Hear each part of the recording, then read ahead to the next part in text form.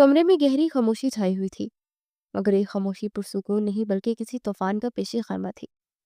अरसल खान गुस्से के आलम में कमरे में इधर से उधर टहल रहा था। उसके चेहरे पर नागवारी और गुस्सा साफ दिखाई दे रहा था। अचानक वो रुका और सामने बैठी हुई फरियाल की तरफ देखा।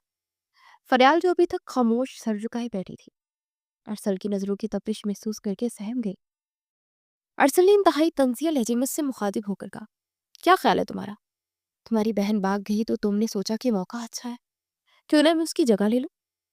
तुम जैसी लड़कियों को बस मौका चाहिए होता है अमीर घराने में जगह बनाने का। अरसल के अल्फाज किसी नश्तर की तरह फरियाल के दिल में उतर रहे थे। उस पर लगाया गया इल्जाम इतना भारी था कि वो बर्दाश्त न कर सकी। वो जानती थी कि इस वक्त अगर वो खामोश रही तो अरसल उसे सारी जिंदगी इसी नजर से देखेगा। वो एक मौका परस्त लड़की है। उसने फौरन फैसला किया कि अपनी इज्जत नफ्स को बचाने के लिए एकजुट का सहारा लेगी। फरियाल ने अरसल की बात काटती और अपनी जगह से उठ खड़ी हुई। उसने अपनी आंखों में मौजूद खौफ को छुपाते हुए बड़े एतमाद से अरसल की आंखों में देखा और बोली, देखिए अरसल साहब, आप किसी गलत फहमी में मत रहे। मैंने ऐसा कुछ नहीं सोचा। सत्य तो ये है कि ना मुझे आपकी जात में कोई दिलचस्पी है और ना ही आपके दिल में रहने का कोई शौक है। मैंने ये शादी सिर्फ और सिर्फ इसलिए की क्योंकि मुझे आपकी दौलत पर ऐश करनी है। अरसल जो इसे एक सहमी हुई और मजबूर लड़की समझ रहा था, उसके मुंह से ये बात सुनकर वो हक्का बक्का रह गया। उसे यकीन ही नहीं आ रहा था कि इतनी मासूम दिखने वाली लड़की इतनी बेबाक और लालची हो सकती है। फरियाल ने उसके चेहरे के तासुरात देखे तो अपनी बात को मजीद पक्का करने के लिए कहा, मेरी माँ ने मुझे यही कहकर शादी करवाई थी कि वहां जाकर ऐश करोगी, दौलत की रेल पेल होगी। तो बस मैं इसी मकसद के लिए आई हूँ। अब आप अपने दिल को तसल्ली दे या जलाए, मुझे फर्क नहीं पड़ता। ये कहकर फरियाल ने रुख मोड़ लिया। अरसल कुछ लम्हे उसे देखता रहा, फिर उसके चेहरे पर संजीदगी के पीछे एक हल्की सी तंजिया मुस्कुराहट उभरी। उसने सोचा कि कम से कम ये लड़की मुनाफिक नहीं है जो मुंह पर है बोल रही है। ये अरसल खान था, उम्र 28 साल, लेकिन इंतहाई संजीदा और कामयाब बिजनेसमैन। वो अपने असूलों का पक्का था और झूठ से सख्त नफरत करता था। उसके वालिदैन के इंतकाल के बाद उसने छोटी उम्र में जिम्मेदारियों का बोझ उठा लिया था। घर में उसके साथ उसकी ज़ईफ दादी, जिन्हें सब बीजान कहते थे, और उसकी छोटी और लाडली बहन सारा रहते थी। अरसल का रूप और दबदबा ऐसा था कि दफ्तर हो या घर, उसकी बात को कोई टाल नहीं सकता था। दूसरी तरफ फरियाल थी 21 साल, एक मिडिल क्लास और एक इंतहाई बाहिया लड़की। उसके वालिदैन रजिया बेगम और बशीर साहब शराफत और सफ़ेद पोशी की जिंदगी गुजार रहे थे। फरियाल की बहन जोया की शादी अरसल से तय हुई थी, मगर शादी वाले दिन ही जोया की अचानक वो गायब हो गई। ये खबर घर वालों से बिजली बनकर गिरी थी। बशीर साहब की इज्जत खाक में मिलने वाली थी। वो अरसल के खानदान के सामने हाथ जोड़े खड़े थे। इस मुश्किल वक्त में अपने वालिदैन की इज्जत बचाने के लिए फरियाल ने कुर्बानी दी और दुल्हन के जोड़े में बैठ गई। वो जानती थी कि जोया के भागने की वजह से वो अरसल के दिल में उनके खानदान के लिए नफरत पैदा हो चुकी है, लेकिन वो ये बर्दाश्त नहीं कर सकती थी कि अरसल उसे एक मजबूर और बेचारी लड़की समझे। इसलिए अरसल के सामने उसने खुद को लालची जाहिर किया ताकि वो अपनी अना को बचा सके। फरियाल दिल ही दिल में सोच रही थी कि चाहे अरसल उसे दौलत का पुजारी समझे या मंजूर हो, लेकिन उसकी आंखों में अपने लिए तरस नहीं देखना चाहती थी। वो नहीं जानती थी कि उसका ये झूठ आने वाले दिनों उसकी जिंदगी में क्या तूफान लाएगा और अरसल के रवैये में क्या तब्दीली लाएगा। हर रात गहरी हो चुकी थी।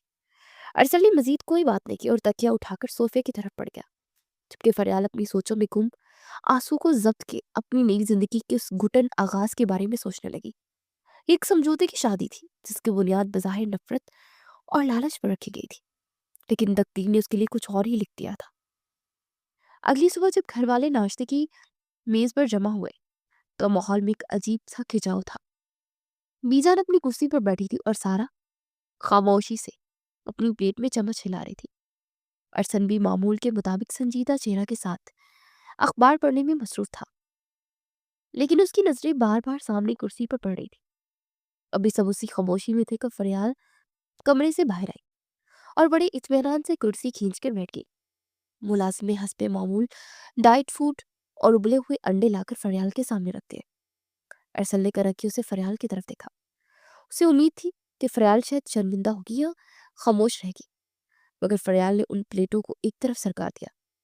اسے ملازم کو آواز دی اور بلند آواز میں کہا، یہ سب یہاں سے ہٹاؤ، میرے لیے دیسی گھی کے پراٹھے اور آملیٹ بنا کر لاؤ، اور ہاں، چائے میں چینی تیز ہونی چاہیے، مجھے یہ پھیکا کھانا بالکل پسند نہیں ہے۔ سارا حیرت سے منہ کھولے اپنی نئی بھابھی کو دیکھنے لگی۔ اس گھر میں ارسل کے ڈر سے سب اپنی صحت اور کھانے پینے کا بہت خیال رکھتے تھے، لیکن فریال تو جیسے کسی کے اصول ماننے کو تیار ہی نہیں تھی۔ بی جان نے سنا تو ان کے چہرے پر ایک کیمی سی مسکراہٹ آ گئی۔ انہوں نے پیار سے فریال کو دیکھا اور سر ہلا دیا۔ ارسل نے اخبار نیچے کیا اور فریال کو گھور کر دیکھا۔ وہ کچھ کہنا چاہتا تھا مگر فریال نے اسے بولنے کا موقع ہی نہیں دیا۔ اس نے اپنا ہاتھ ارسل کے سامنے پھیلا دیا اور بڑی لاپرواہی انداز میں بولی، مجھے اپنا کارڈ دے دے، مجھے خریداری کے لیے بازار جانا ہے۔ شادی کے پاس میرے پاس پہننے کو ڈھنگ کے کپڑے نہیں ہیں، اور نہ ہی میرا ارادہ ہے کہ میں پرانے کپڑے میں وقت گزاروں۔ ارسل نے گہری سانس لی اور اپنی جیب سے بٹوا نکالا۔ اس نے اپنا کارڈ نکال کر فریال کی طرف بڑھایا، مگر کارڈ دینے سے پہلے اسے فریال کی آنکھوں میں دیکھتے ہوئے سخت لہجے میں تنبیہ کی، یہ لو کارڈ، لیکن یاد رکھنا اس کی ایک حد مقرر ہے۔ فضول خرچی کی مجھے بالکل عادت نہیں ہے، اسے اپنی ضرورت کے مطابق خرچ کرنا۔ فریال نے کارڈ اس کے ہاتھ سے جھپٹا، اس کی آنکھوں سے اسے آنکھوں سے لگا کر بڑی معصومیت سے بولی، ارے ارسل صاحب، حد تو انسان کی ہوتی ہے، بھلا اس پلاسٹک کے کارڈ کی کیا حد ہوتی ہے؟ آپ فکر نہ کریں، میں اپنی خوشی پوری کرنے میں کوئی کسر نہیں چھوڑوں گی۔ فریال کا یہ جملہ سن کر سارا کی ہنسی چھوٹ گئی اور وہ منہ پر ہاتھ رکھ کر ہنسنے لگی۔ بی جان بھی اپنی ہنسی چھپا نہ سکی۔ ارسل نے سارا کو گھورا تو فوراً خاموش ہو گئی، مگر ارسل خود بھی لاجواب ہو چکا تھا۔ اسے بے بسی سے سر ہلایا اور ناشتہ ادھورا چھوڑ کر اٹھ گیا۔ اسے سمجھ نہیں آ رہا تھا کہ اس لڑکی کا کیا کرے۔ فریال نے بڑے مزے سے پراٹھے کھانے شروع کر دیے، جس سے اسے کسی چیز کی پرواہ ہی نہ ہو۔ دوپہر کے وقت ارسل اپنے دفتر میں موجود تھا۔ کام کا دباؤ بہت زیادہ تھا اور وہ فائلوں میں گم۔ اچانک اس کے موبائل فون پر پیغام کی گھنٹی بجی۔ اس نے موبائل اٹھا کر دیکھا تو بینک کی جانب سے پیغام تھا کہ اس کے کارڈ سے ایک بڑی رقم استعمال کی گئی ہے۔ ارسل کے ماتھے پر بل پڑ گئے۔ اسے فوراً صبح والی بات یاد آئی کہ فریال نے خریداری کے لیے کارڈ لیا تھا۔ اس کے ذہن میں فوراً خیال ہے کہ ضرور فریال نے مہنگے زیورات یا کپڑے خریدے ہوں گے تاکہ وہ اپنے لالچی ہونے والی بات سچ ثابت کر سکے۔ غصے کے عالم میں اس نے تفصیلات جاننے کے لیے پیغام کو غور سے پڑھا، لیکن جیسے اس نے دیکھا کہ رقم کہاں ادا کی گئی ہے، وہ اپنی کرسی پر سن ہو کر رہ گیا۔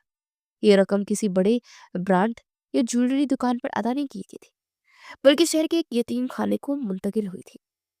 ارسل کو اپنی آنکھوں پر یقین ہی نہیں آیا۔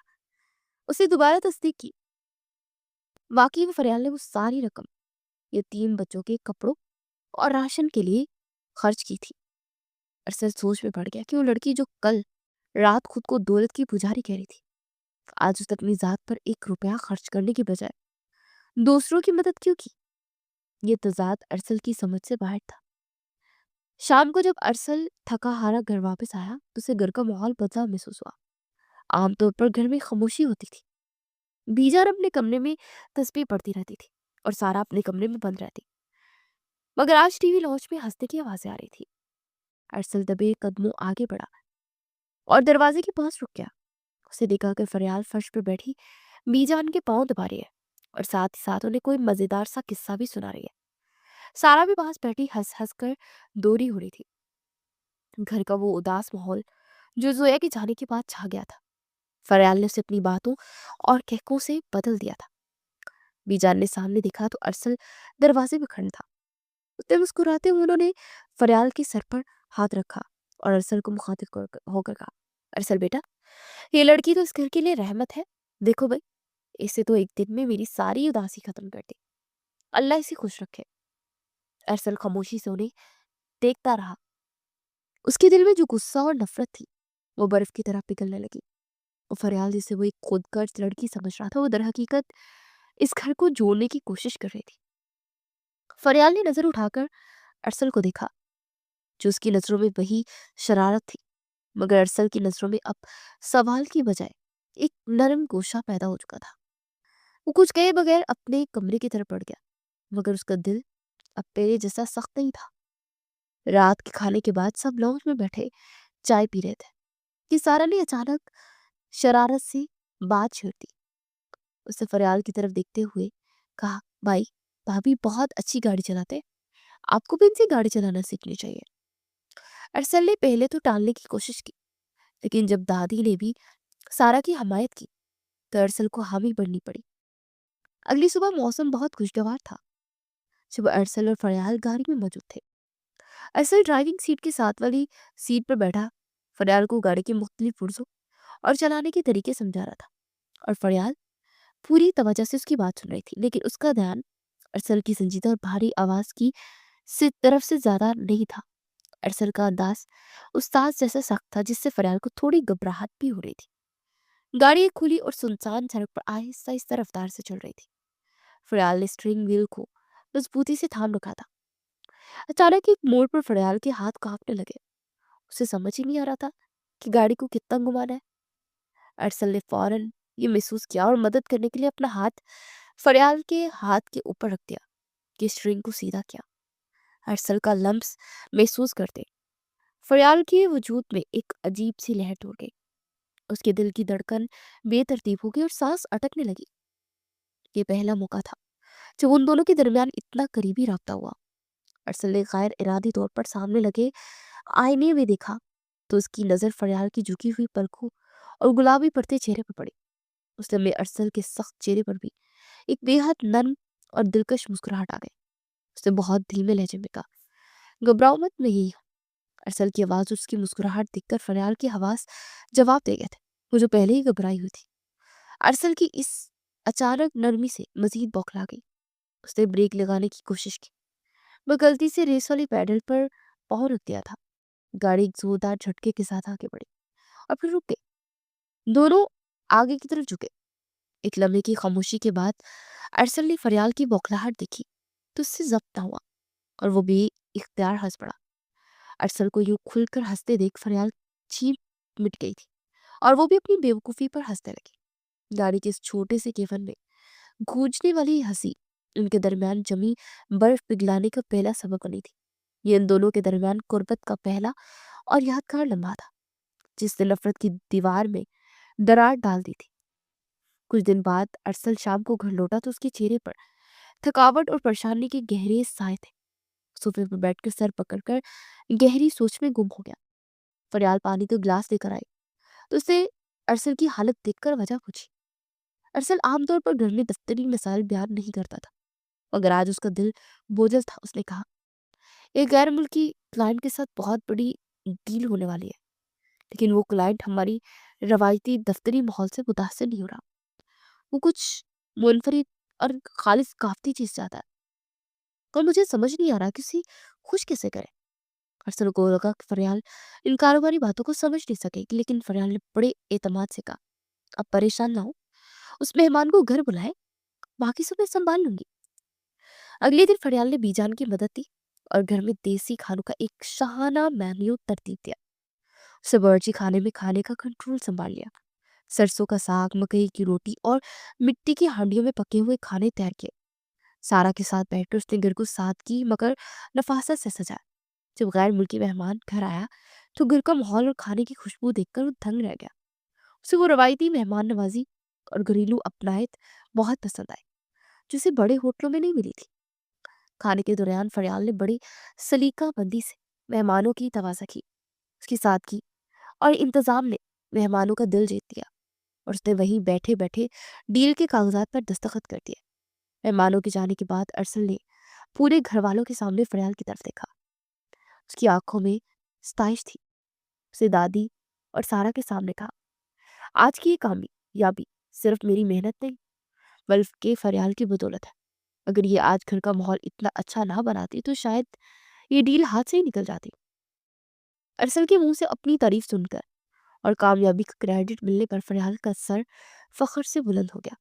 اسے پہلی بار احساس ہو کہ اس گھر اور ارسل کی زندگی میں کوئی اہمیت رکھتی ہے۔ کچھ دنوں بعد ارسل کا برتھ ڈے تھا، جس کے لیے گھر میں ایک تقریب رکھی گئی۔ سالگرہ کی تقریب عروج پر تھی۔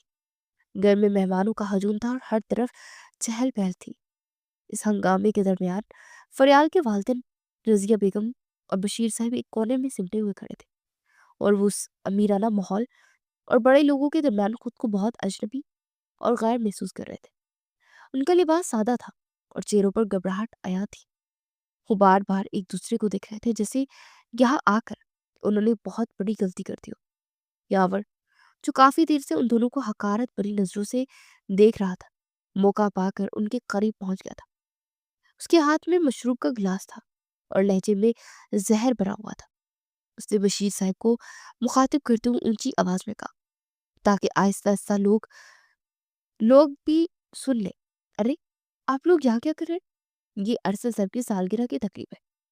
یہاں کوئی خیراتی مرکز تو نہیں ہے جہاں مفت کا کھانا بٹ رہا ہو؟ آپ لوگوں کو اپنی حیثیت دیکھ کر کسی محفل میں آنا چاہیے۔ یاور کے اس الفاظ نے بشیر صاحب اور رضیہ بیگم کے دل چھلنی کر دیے۔ ان آنکھوں میں نمی تیرنے لگی اور شرمندگی سے زمین میں کھڑ گئے۔ فریال جو کچھ فاصلے پر کھڑی مہمانوں سے بات کر رہی تھی، اس کی یاور کی آواز سن کر تڑپ اٹھی۔ اس سے پہلے اپنے بوڑھے والدین کی یہ تزلیل اس سے برداشت نہ ہوئی تھی۔ وہ تیزی سے آگے بڑھی اور اپنے والدین کے سامنے ڈھال بن کر کھڑی ہو گئی۔ فریال نے یاور کی آنکھوں میں آنکھیں ڈال کر سخت لہجے میں کہا، اپنی زبان کو لگام دے یاور صاحب۔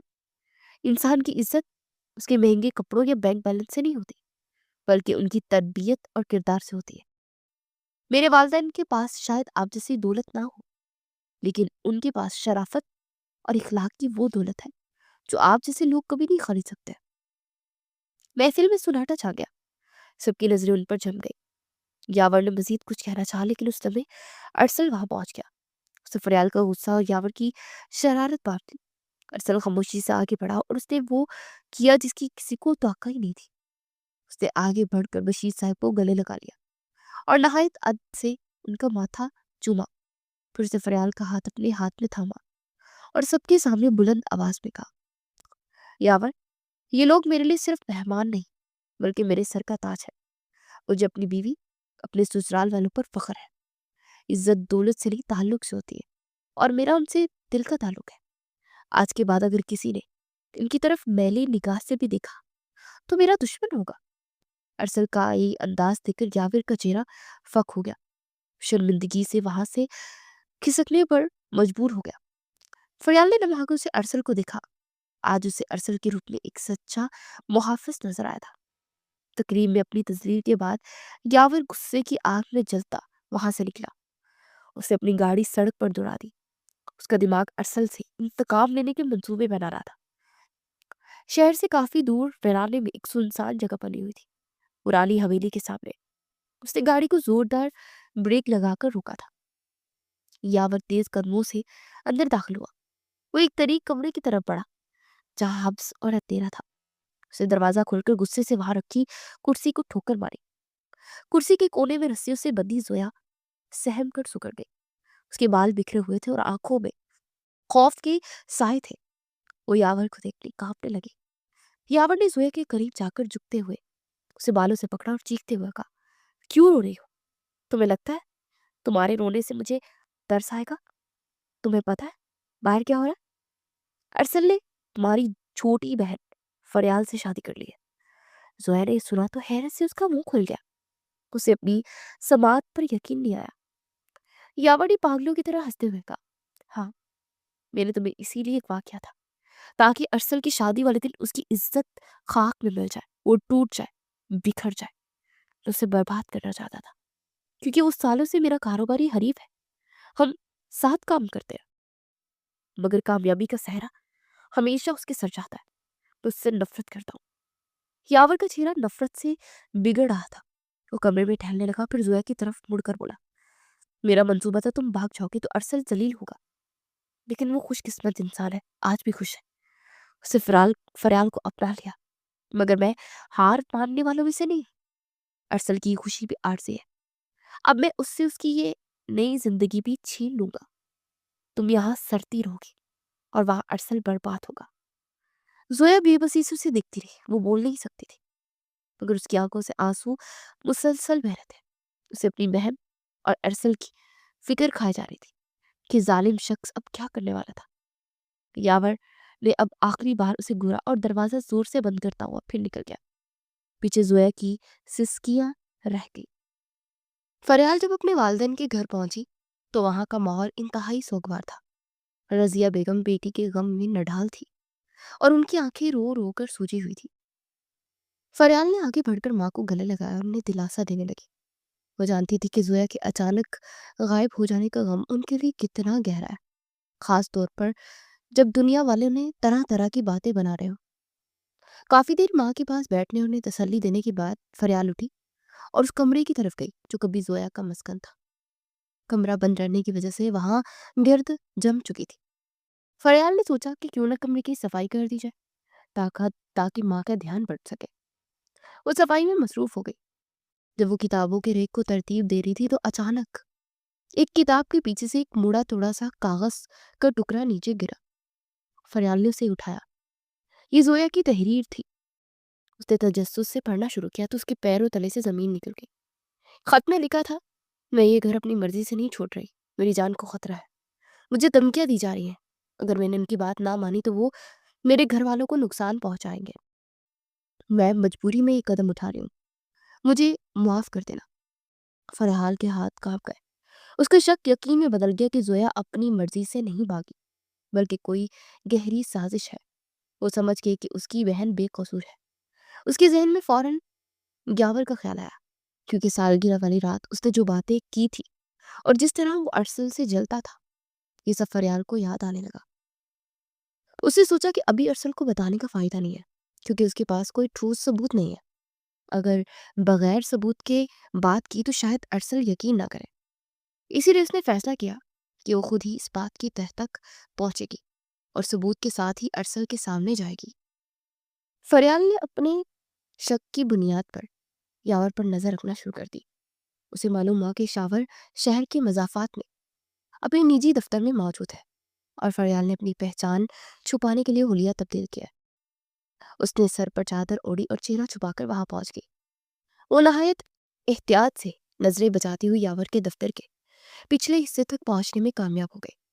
وہاں ایک کمرے سے آوازیں آ رہی تھی۔ فریال دیوار کے ساتھ لگ کر کھڑی ہو گئی اور کھڑکی کی دراڑ سے اندر جھانکا۔ اندر یاور اپنے کچھ آدمیوں کے ساتھ موجود تھا اور وہ غصے میں بات کر رہا تھا۔ فریال نے اپنا فون نکالا اور ریکارڈنگ شروع کر دی۔ یاور کہہ رہا تھا ارسل کو ابھی تک خبر نہیں کہ زویا میرے قبضے میں ہے۔ وہ سمجھ رہا ہے کہ زویا بھاگ گئی ہے۔ میں نے زویا کو اغوا کر کے ارسل کی عزت تو خاک میں ملا دی، لیکن ابھی میرا انتقام پورا نہیں ہوا۔ جب تک ارسل میرے پاؤں میں نہیں گرتا میں زویا کو نہیں چھوڑوں گا۔ فریال کا دل زور زور سے دھڑک رہا تھا۔ اسے زویا کے اغوا کا اعتراف اور ثبوت مل چکا تھا۔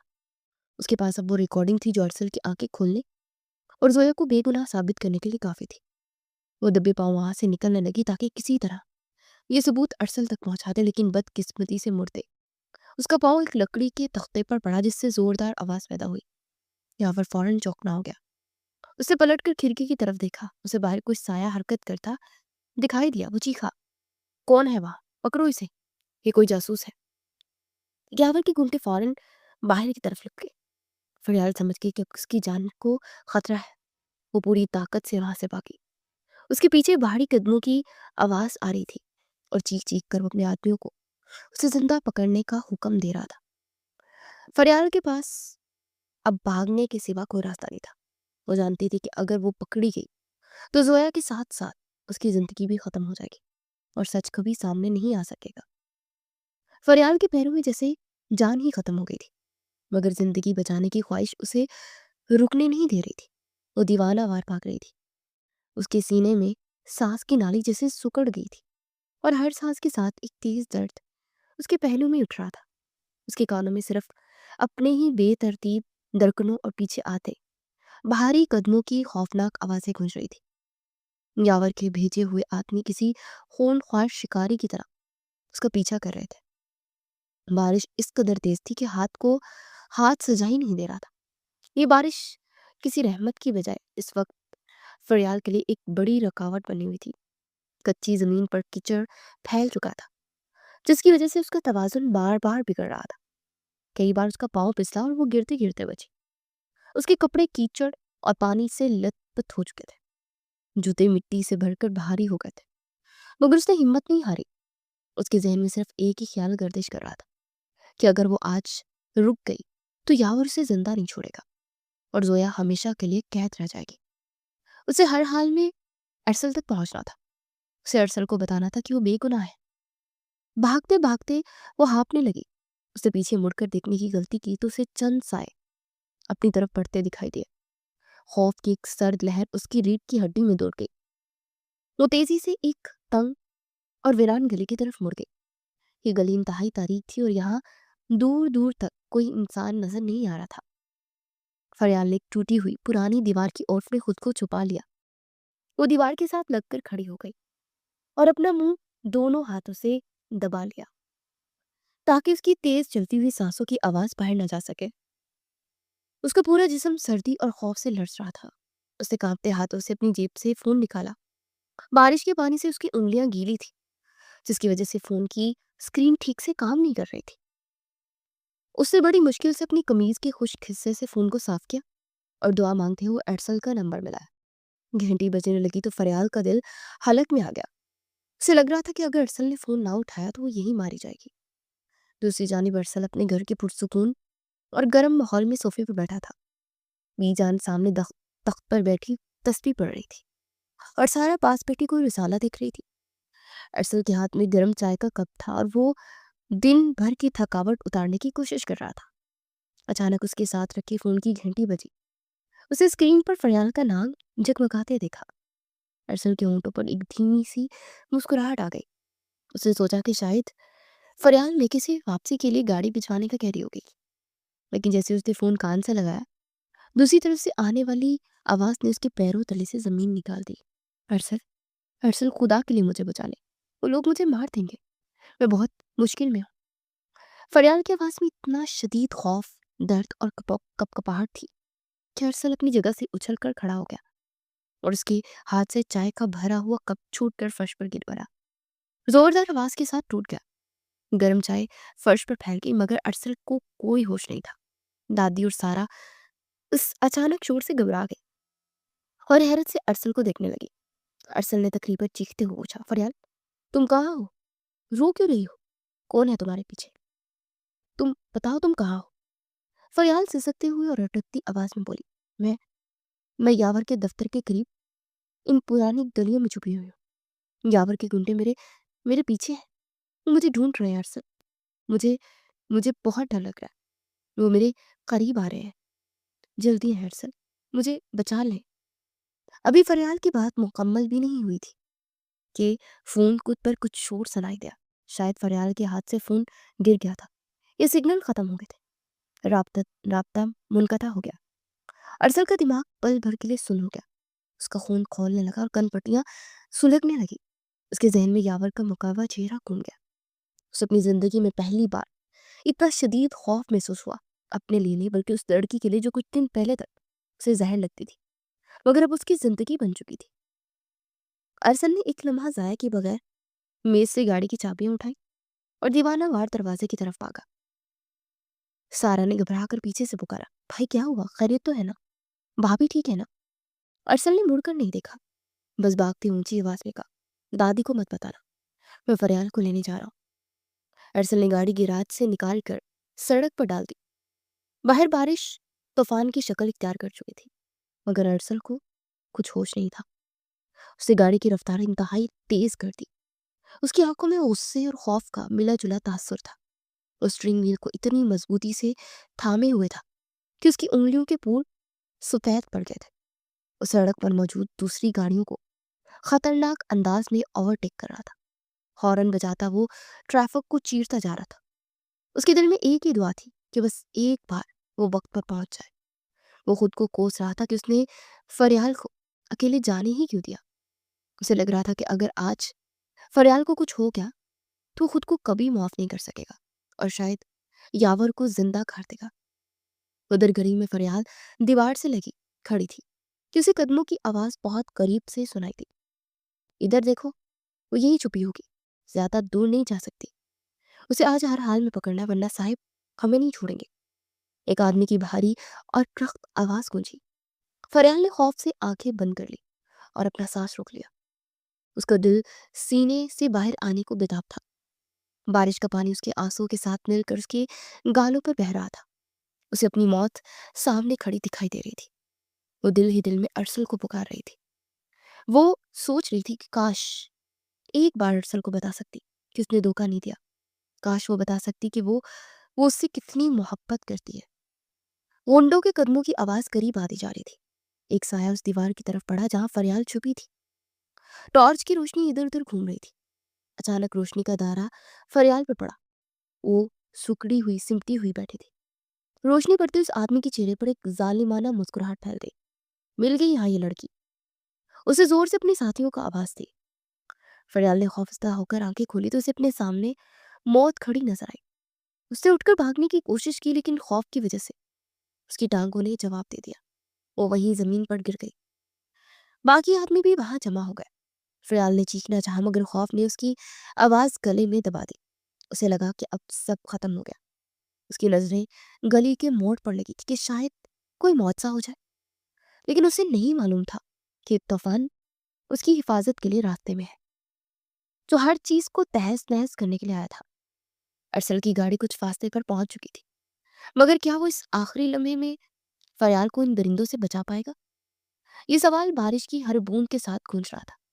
गुंडों के हाथ फरियाल की जानिब बढ़ ही रहे थे कि अचानक गली के मोड़ से तेज रोशनी उनकी आंखों में चुभने लगी। गाड़ी के टायरों के रगड़ खाने की एक जोरदार और खौफनाक आवाज गूंजी जिसने सबको चौंका दिया। एक तेज रफ्तार गाड़ी पूरी कुवत से ब्रेक लगाती हुई उसके बिल्कुल करीब आकर रुकी। इससे पहले कि वो कुछ समझ पाते, गाड़ी का दरवाजा खुला और अरसल किसी बिछड़े हुए शेर की तरह बाहर निकला। उस वक्त अरसल की आंखों में खून उतर आया था। उसे सामने खड़े आदमियों को देखा जो फरियाल को घेरे हुए थे। कि मंजर देखकर उसके सब्र का पैमाना लबरेज हो गया। वो एक लम्हा जाया के बगैर उन पर झिपट पड़ा। यावर के भेजे हुए गुंडे तादाद में 4 थे, मगर अरसल का जुनून उन सब पर भारी था। उसने पहले आदमी को गिरेबान से पकड़कर इतनी जोर से दीवार के साथ पटका कि वो कराहता हुआ जमीन पर गिर गया। बारिश मुसलसल बरस रही थी और इस तूफानी रात में अरसल का गज़ब अरूज पर था। बाकी तीनों ने मिलकर अरसल पर हमला कर दिया। एक गुमसान सी लड़ाई शुरू हो गई। फरियाल जो दीवार के साथ सहमी खड़ी थी, अपनी आंखों से ये मंजर देखकर कांप उठी। अरसल को अपनी जान की कोई परवाह नहीं थी। वो बस फरियाल तक पहुंचने की कोशिश कर रहा था। वो अकेला उन सब से लड़ रहा था। उसके मुक्कों में फौलाद जैसी ताकत थी। उसी दौरान एक गुंडे ने जेब से खंजर निकाल लिया। उसने मौका पाकर अरसल के बाजू पर वार कर दिया। खंजर की तेज धार अरसल के बाजू को काटती गुजर गई। खून का एक फवारा फूटा जो बारिश के पानी के साथ मिलकर जमीन पर बहने लगा। फरियाल के मुंह से एक दिल खराश चीख निकली, अरसल। लेकिन अरसल ने जख्म की परवाह नहीं की। बाजू से बहते हुए खून ने उसके गुस्से को मजीद भड़का दिया। उसे जख्मी बाजू के बावजूद उस आदमी को इतनी जोर से ठोकर मारी कि वो दूर जा गिरा। अरसल ये दीवानगी और वहशत देखकर गुंडों के हौसले पस्त हो गए। उन्हें अंदाजा हो गया कि शख्स आज मरने मारे पर तुला हुआ है और वो इसे नहीं रोक सकते। जान बचाने के लिए वो अपने जख्मी साथियों को लेकर वहां से भाग खड़े हुए। गली में अब सिर्फ बारिश का शोर और अरसल की भारी सांसों की आवाज थी। अरसल ने मुड़कर फरियाल की तरफ देखा। उसका पूरा वजूद गीला था, बाजू से खून बह रहा था और वो दर्द से नढाल हो रहा था।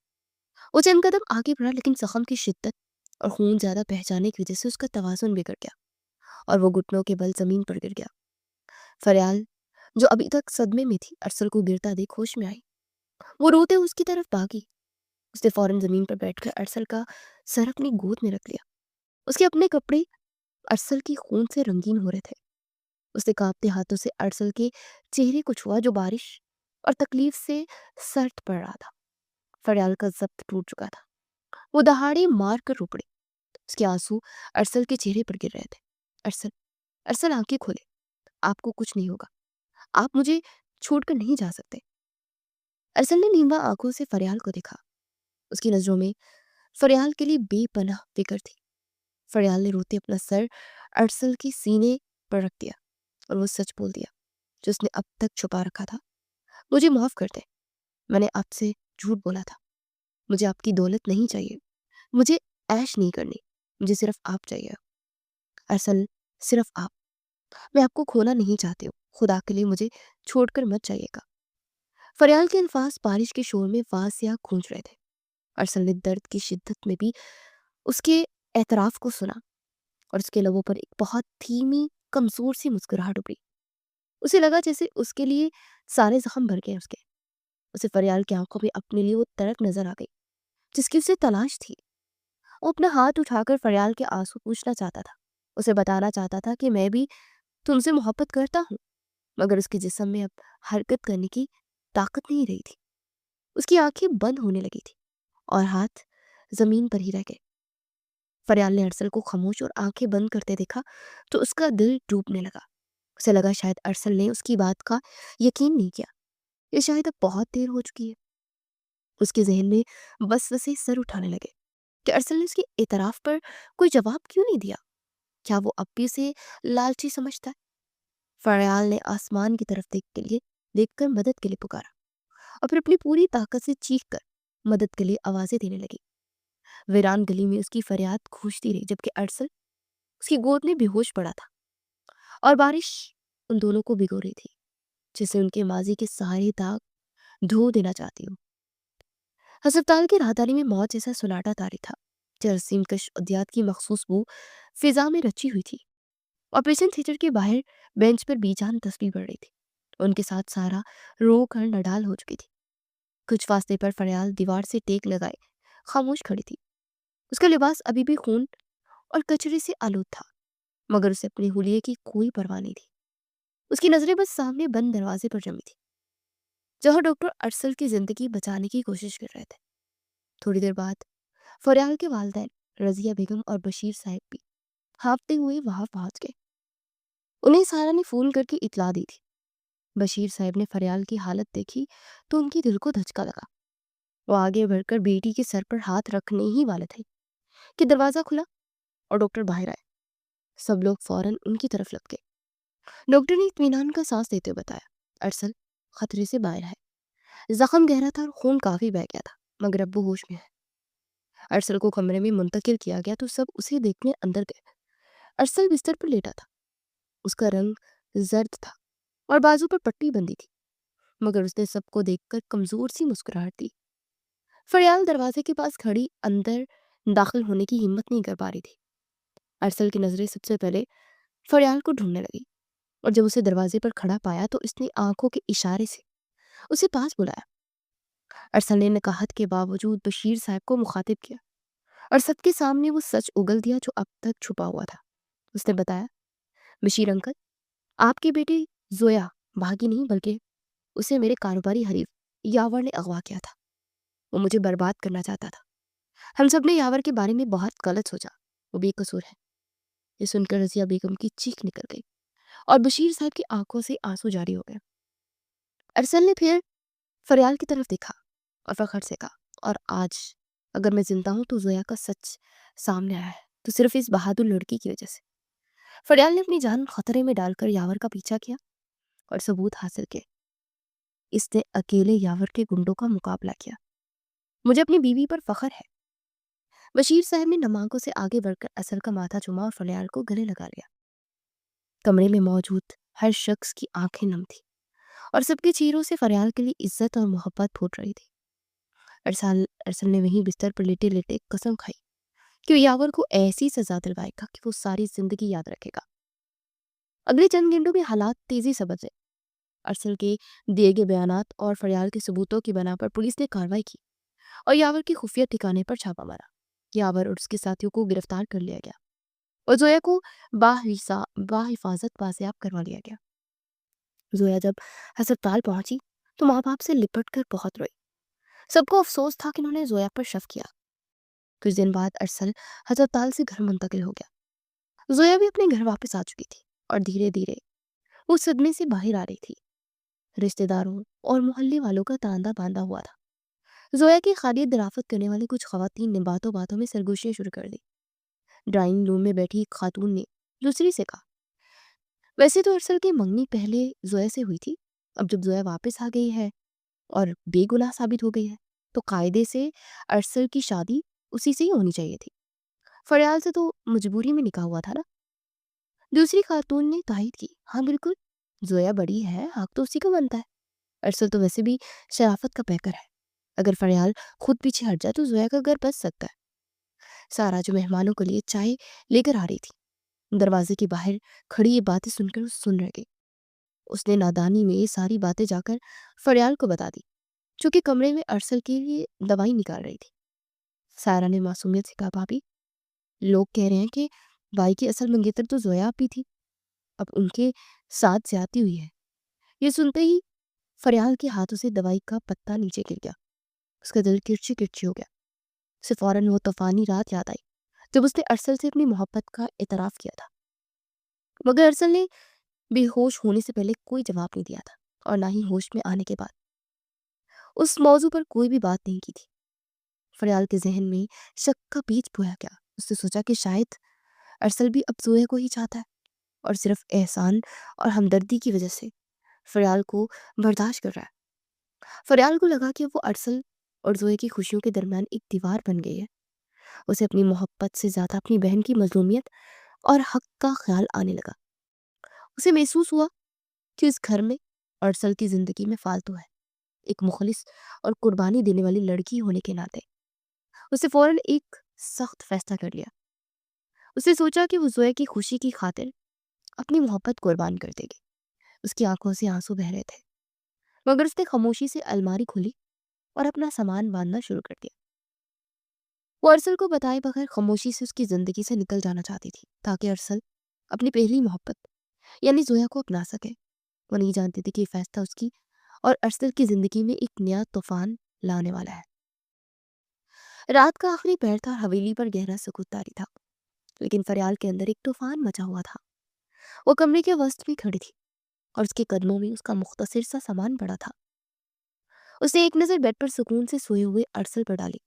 अरसल का चेहरा जख्मों और थकावट के बावजूद पुरवकार लग रहा था। फरियाल की आंखों से आंसू टूट कर गिरे और उसके गालों को भिगोते चले गए। ये फैसला उसकी जिंदगी का सबसे मुश्किल फैसला था, मगर उसे लगा कि यही अरसल की खुशी के लिए बेहतर है। लोगों की बातें और अपने ही खौफ ने उसे यकीन दिला दिया कि वो अरसल और जोया के दरमियान एक रुकावट है। उसे लगा कि जोया की वापसी के बाद उसे अब इस घर में उसकी जगह खत्म हो चुकी है। उसे सोचा कि अगर वो खामोशी से यहाँ से चली जाएगी तो अरसल के लिए फैसला करना आसान हो जाएगा और वो अपनी पहली मंगेतर को अपना सकेगा। फरियाल ने कांपते हाथों से अपना बैग उठाया।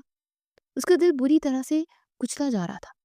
अब वो उसे लम्हे याद आ रहे थे जब अरसल ने उसके लिए अपनी जान खतरे में डाली थी, मगर उसने खुद को समझाया कि वो सब अरसल की शराफत और जिम्मेदारी थी, मोहब्बत नहीं। उसने दिल पर पत्थर रखकर कदम बढ़ाया और दरवाजे की तरफ चली गई। हर कदम पर उसे महसूस हो रहा था कि जैसे वो अपनी रूह को पीछे छोड़कर जा रही है। वो दबी पांव सीढ़ियां उतरकर लाउंज में पहुंची। घर में मुकम्मल सुनाता था। वो मरकजी दरवाजे की तरफ बढ़ ही रही थी कि अचानक लाउंज की रोशनी जल उठी और रोशनी की तेजी से फरियाल की आंखें छंदिया गई। वो बुरी तरह घबरा गई और उसके कदम वहीं जम गए। सामने अरसल खड़ा था। की आंखों में नींद का नामो निशान नहीं था, बल्कि वहां गुस्से और बेयकीनी के तासुरात थे।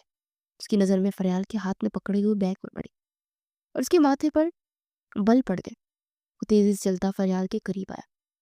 उसका चेहरा गज़बनाक हो रहा था। फरियाल ने नजरें झुका ली। उसमें अरसल का सामना करने की हिम्मत नहीं थी।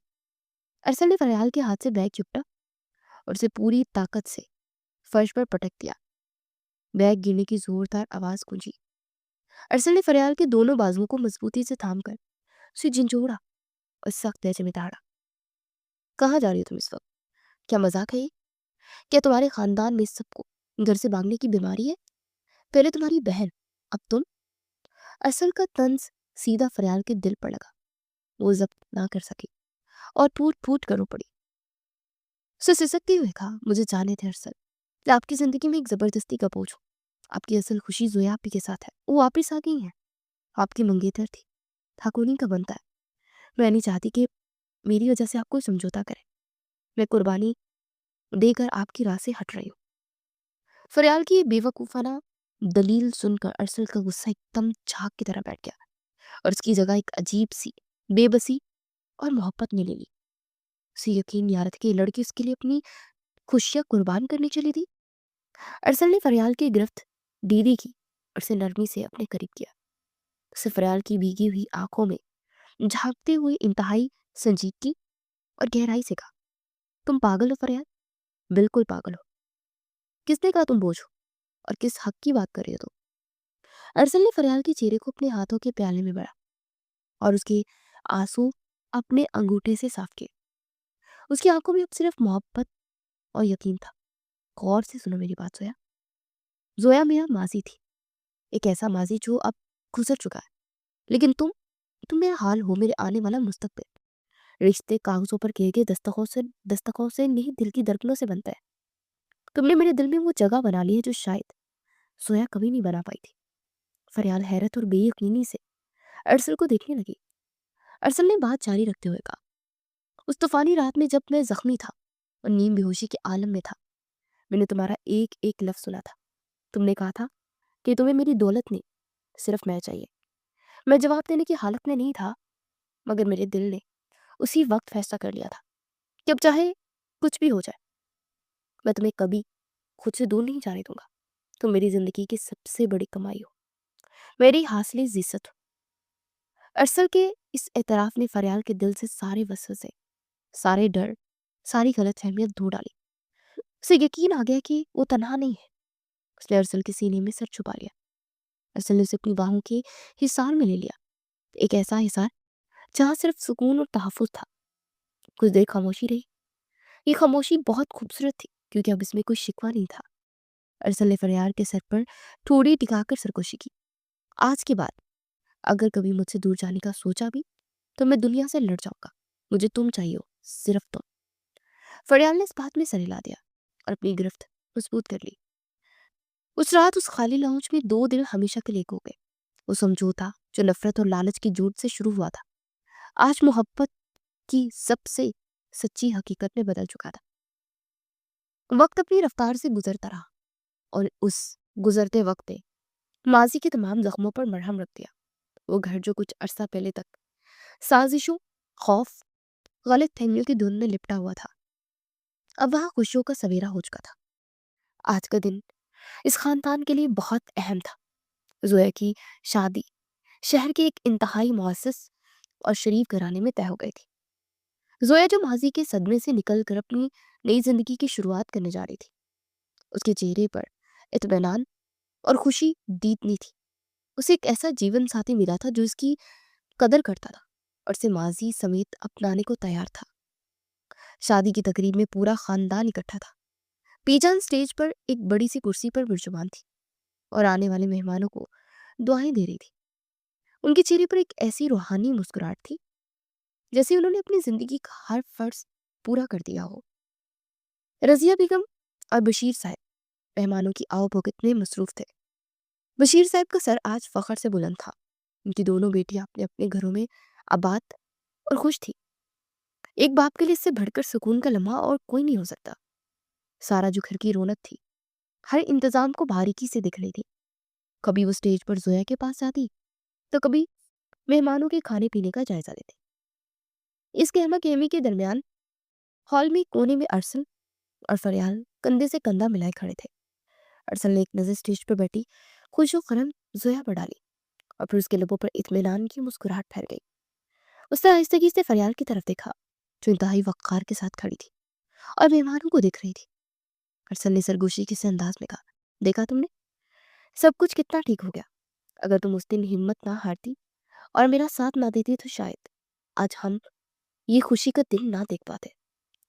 فریال نے ارسل کی آنکھوں میں دیکھا جس میں اب صرف محبت اور ستائش تھی۔ اسے مسکرا کر جواب دیا، سب اللہ کا کرم اور آپ کے بھروسے کا نتیجہ ہے۔ جب نیت صاف ہو تو راستے خود بخود ہموار ہو جاتے ہیں۔ شادی کے ہنگاموں اور رخصتی کے جذباتی لمحات کے بعد رات کے سب گھر والے واپس حویلی لوٹے۔ تھکاوٹ کے باوجود سب کے چہروں پر خوشی کی چمک تھی۔ بی جان، ارسل، فریال، سارا اور فریال کے والدین لاؤنج میں اکٹھے بیٹھے چائے پی رہے تھے۔ ماحول پرسکون اور اپنائیت سے بھرپور تھا۔ ارسل نے چائے کا کپ میز پر رکھا اور اچانک اس کی آنکھوں میں وہی پرانی شرارت جاگی جو ان کی پہلی ملاقات میں ہوا کرتی تھی۔ اسے سب کی موجودگی میں فریال کی طرف رخ کیا اور سنجیدہ بننے کا ڈرامہ کرتے پوچھا، ویسے فریال بیگم، اب سب کچھ سیٹ ہو گیا تو تمہارا کیا ارادہ ہے؟ وہ شادی کی پہلی رات والا وعدہ یاد ہے نا؟ کیا ابھی بھی میری دولت پر عیش کرنے کا پلان ہے یا ارادہ بدل گیا ہے؟ ارسل کی یہ بات سن کر سارا کے منہ سے ہنسی کا فوارہ چھوٹا اور بی جان بھی مسکرا دی۔ رضیہ بیگم اور بشیر صاحب حیرت اور دلچسپی سے ان دونوں کو دیکھنے لگے۔ فریال پہلے تو لمحے بھر کے لیے چھین گئی، اس کی گالوں میں حیا کی سرخی دوڑ گئی، لیکن پھر اس نے اسی اعتماد سے ارسل کی آنکھوں میں دیکھا جو کہ اس کی پہچان بن چکا تھا۔ فریال اپنی جگہ سے اٹھی اور سب کے سامنے دادی اور اپنی ساس سسر کے ادب کو ملحوظ خاطر رکھتے ہوئے مسکراتی ہوئے ارسل کے قریب آئی۔ اس نے بڑے حق اور پیار سے ارسل کی قمیض کا کالر درست کیا اور ایک گہری معنی خیز نظر اس پر ڈالتے بولی، جی بالکل ارسل صاحب، میرا ارادہ کیوں بدلے گا؟ میں آج بھی اپنی بات پر قائم ہوں کہ مجھے عیش کرنی ہے۔ وہ ایک لمحے کے لیے رکی۔ میں کمرے میں موجود سب لوگ اس کے جو اگلے جملے کے منتظر تھے۔ فریال نے اپنی بات مکمل کرتے ہوئے کہا، کیونکہ اب مجھے پتہ چل گیا کہ میری زندگی کی سب سے قیمتی اور نایاب دولت یہ بینک بیلنس نہیں بلکہ یہ پورا خاندان ہے، اور سب سے بڑھ کر آپ ہے، اور اس دولت پر صرف میرا حق ہے جسے میں پوری زندگی دونوں ہاتھوں سے سمیٹوں گی۔ فریال کا یہ خوبصورت محبت بڑا جواب سن کر ارسل بیک کر کھلکھلا کر ہنس پڑا۔ بی جان نے جیتے رہو کی دعا دی اور پورا لاؤنج کہکوں اور خوشیوں سے گول اٹھا۔ یہ 2 دنوں کا وہ خوبصورت سفر تھا جو تکرار سے شروع ہوا اور ایک اٹوٹ بندھن پر تمام ہوا، جہاں زندگی کا اصل حاصل ایک دوسرے کا ساتھ تھا